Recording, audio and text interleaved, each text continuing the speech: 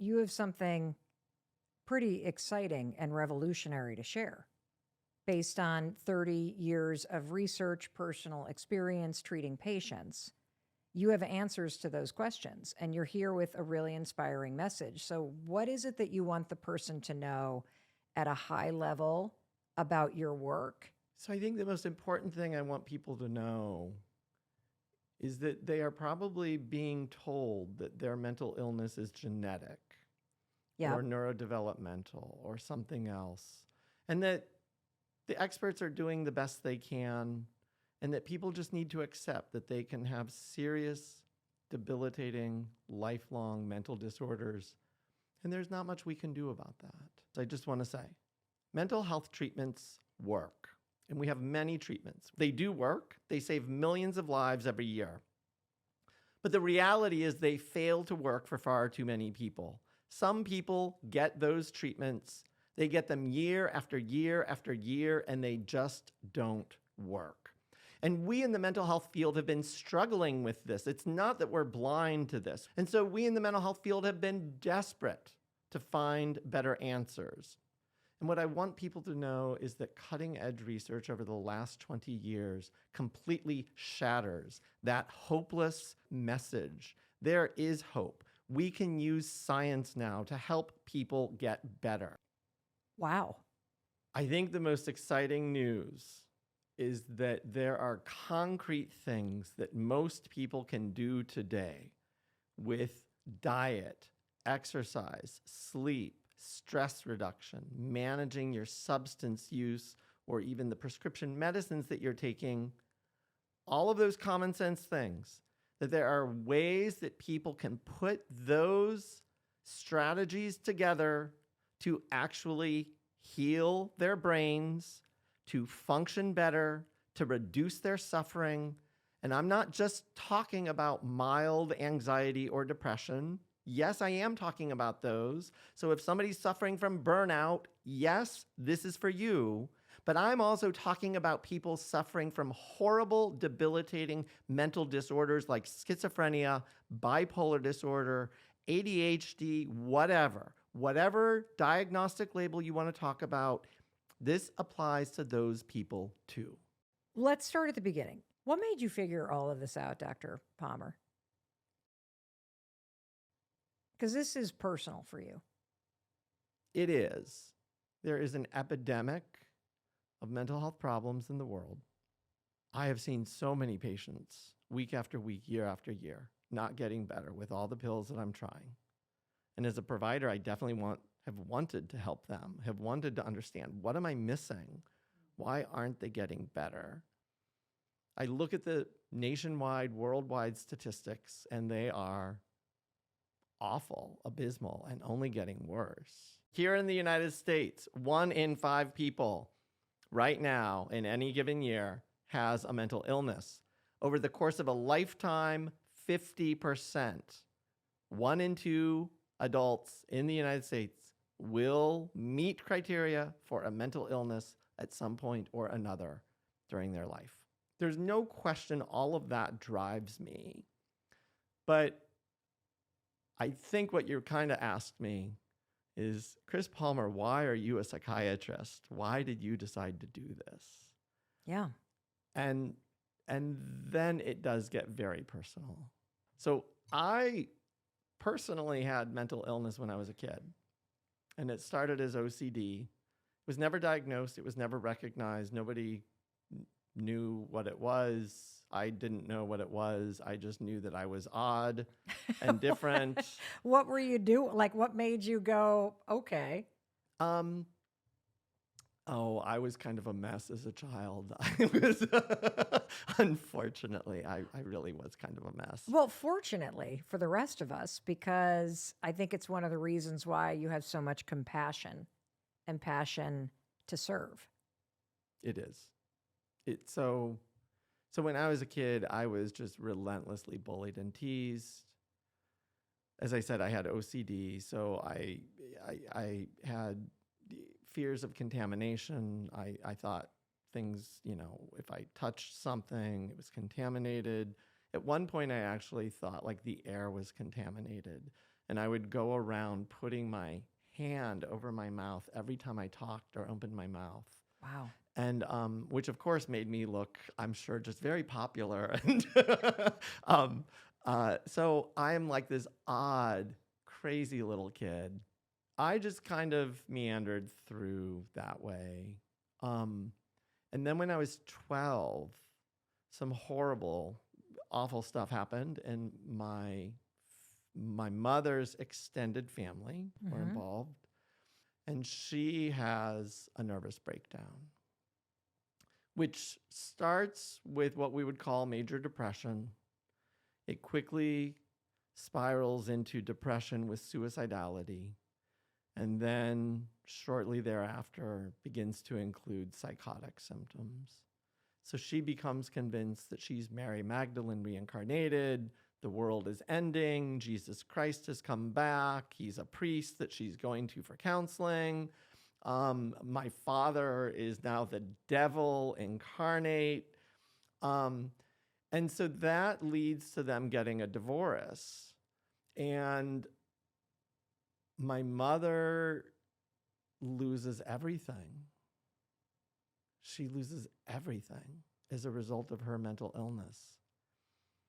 She loses custody of all 8 kids. So I'm one of 8.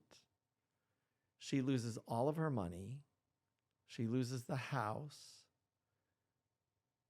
She and my father had started a business, a pharmacy. She loses ownership of that and doesn't get any portion of it. So she left and was living in a rooming house. And I was terrified for my mother. She got psychiatric treatment through all of this. She was hospitalized. She took antipsychotics. She took antidepressants. She took mood stabilizers. And they basically drugged her. They made it so that she slurred her speech. She couldn't walk a straight line. She couldn't keep her eyelids up, open. She looks drugged, and she's still crazy. And I'm like, what on earth are they doing to her? These psychiatrists are like evil. They're arrogant jerks, and they're drugging her, and she's not better. Like, what is wrong with these people? Why aren't they helping her? So when she lost everything and moved out for the 2 reasons of, number one, I'm like, she's going to die. She's psychotic, depressed, and suicidal, and she's just lost everything. She is going to be dead. So I left. I left my father and my 7 siblings, and I went to live with my mom. And we started off in this rooming house. The support money that we were getting wasn't enough to pay for this room. We ran out of money. We end up homeless. My first day of high school, I'm living in a homeless shelter, going to high school. We end up getting some money from her father, get a tiny apartment by the railroad tracks. I'm living with her. That was like one of the most miserable times in my life. How on earth did that inspire you to want to become a psychiatrist? Like, I think as I listen to this, I keep thinking I would have gone so far in the other direction, away from mental health, away from people who are struggling with profound illness. Early on, I did. Early on, I wanted nothing to do with the mental health field. I hated it. I was furious with it. I saw them as a bunch of incompetent, arrogant snobs. And yet you end up at Harvard as the, like, literally chief psychiatric resident at the most acclaimed mental health teaching hospital, arguably in the entire world.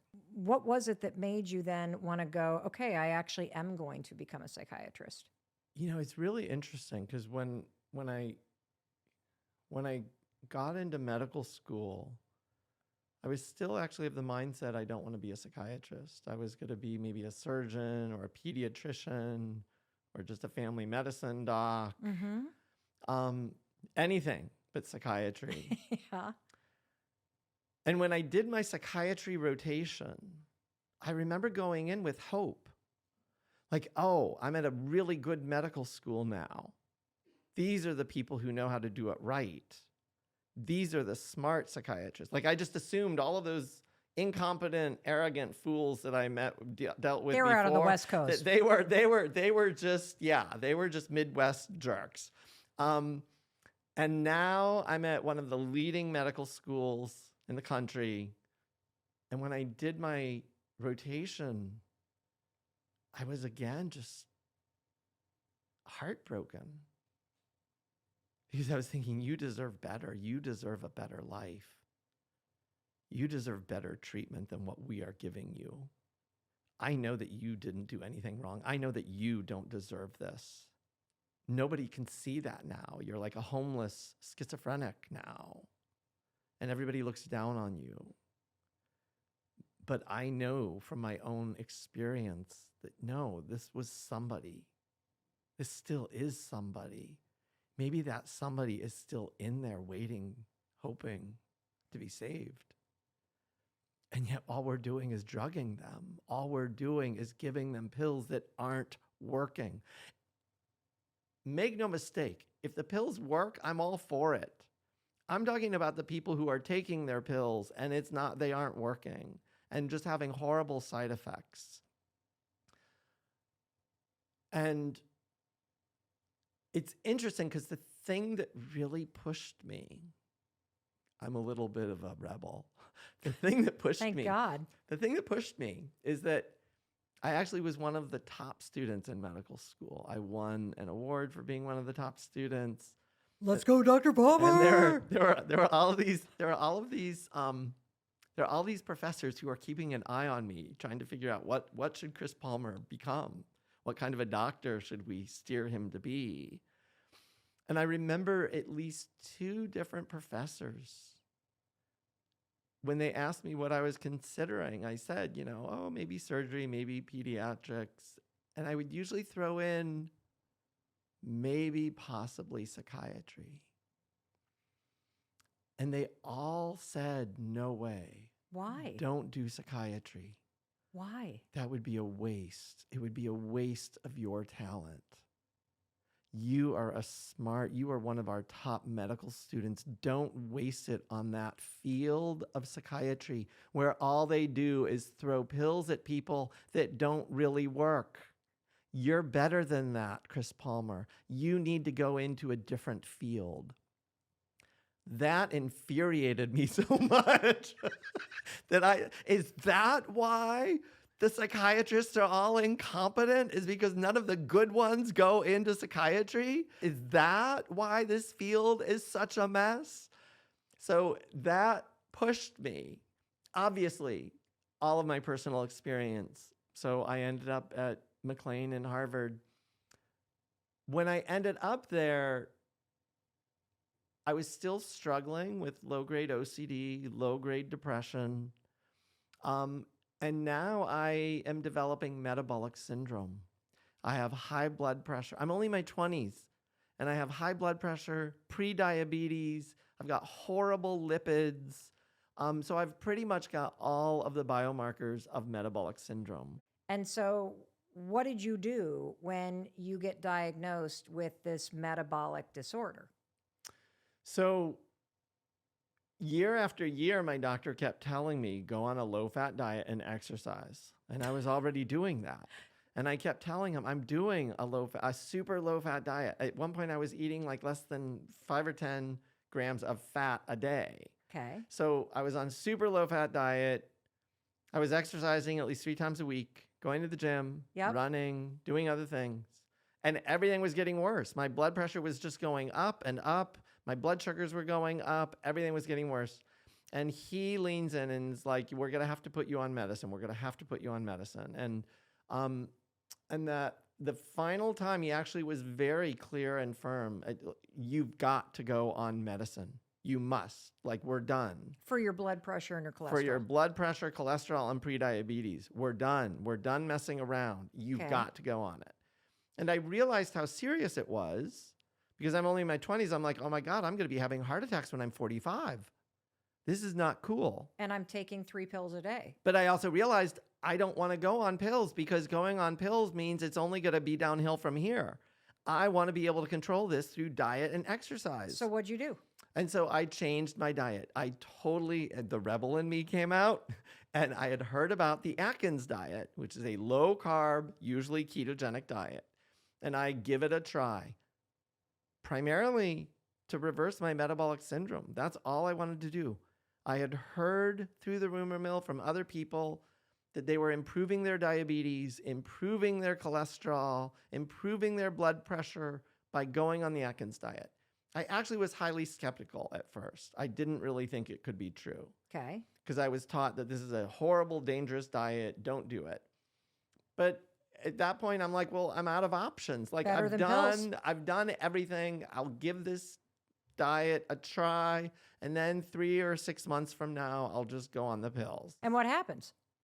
Within 3 months, my metabolic syndrome is completely gone. So translation means lower blood pressure, better cholesterol, you've lost some weight, and you're no longer pre-diabetic. Yes. But here's the breakthrough that happened 30 years ago that is changing the entire mental health field.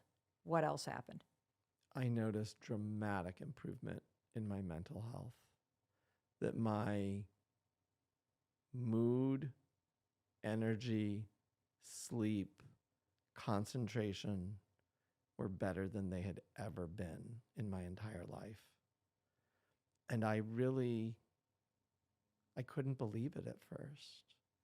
Before the diet, I actually really always thought that there are just lucky people and unlucky people. That there are these people who are happy and peppy, and they have energy, and they have good lives, and they have good parents, and they have good genetics. And they have this saying, they like to work hard and play hard. And the playing hard in particular never made sense. What's the point? Because I was so exhausted. I was laying on the couch watching television every night. After working really long days sometimes in the hospital or at medical school or whatever, I worked my ass off. But I was so exhausted all the time that I was like, why on earth would anybody ever choose to go out and play hard? Like, aren't you all tired and burned out like I am?